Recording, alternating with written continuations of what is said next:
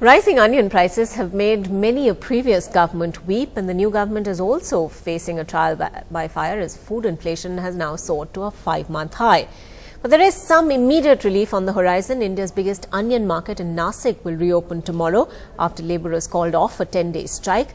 A steady supply could help regulate soaring onion prices. 15 days पहले हम लोग यहाँ से ऑलमोस्ट 70 रुपीज फॉर 5 kg के लिए लेके गए थे. अभी यहाँ पे 1 टन है, ऑलमोस्ट 120.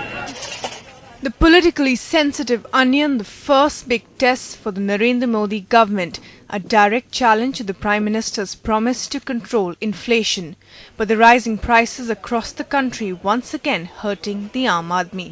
अपने गोदाम अगर अपने खोल देंगे तो आम पब्लिक को तकलीफ नहीं होगी इस वजह से.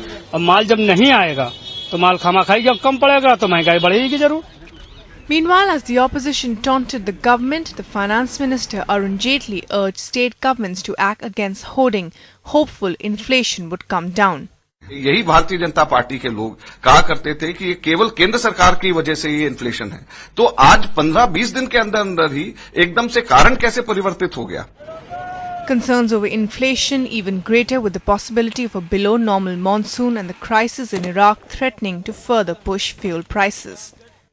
Next few quarters will be certainly primarily engaged in combating inflation. The Sheila Dikshit government came into sharp criticism last year for its handling of food price inflation. This government will have to be overcautious on how it deals with issues of food prices, particularly those of potatoes and onions.